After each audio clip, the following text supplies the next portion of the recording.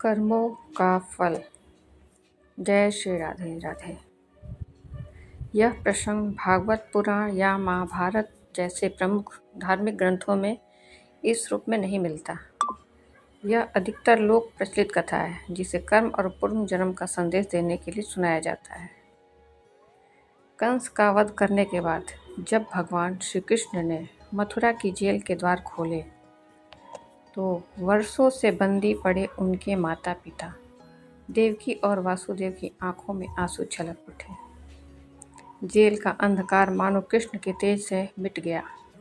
माता देवकी ने कांपते हुए हाथों से कृष्ण के मुख को छुआ और बोली, हे पुत्र, तुम तो स्वयं भगवान हो, सर्वशक्तिमान हो, फिर भी हमें इस बंधन से मुक्त करने में इतने वर्ष क्यों लगा दिए? क्या तुम्हें हमारी पीड़ा का अनुभव नहीं हुआ? कृष्ण मुस्कुराए। उनकी मुस्कुराहट में करुणा भी थी, गूढ़ रहस्य भी।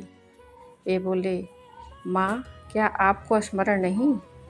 पिछले जन्म में आपने ही मुझे 14 वर्षों के लिए वन भेजा था।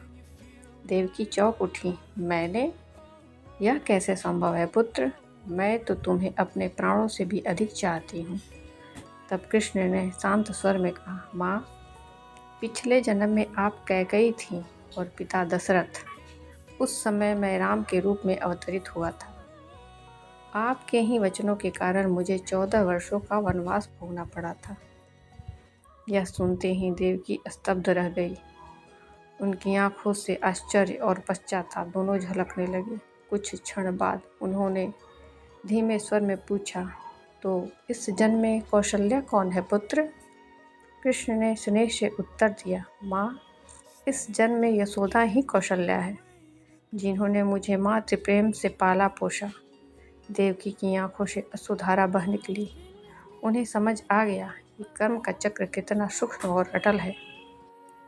संदेश यही है कि यही सीख मिलती है इस कथा से कि कर्म का फल अवश्य मिलता है, चाहे समय लगे, जन्म बदल जाए, परिस्थितियाँ बदल जाएं, लेकिन न्याय कभी अधूरा नहीं रहता।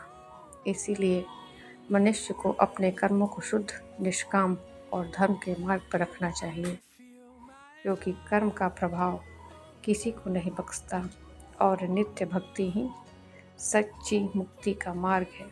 जय श्री कृष्ण।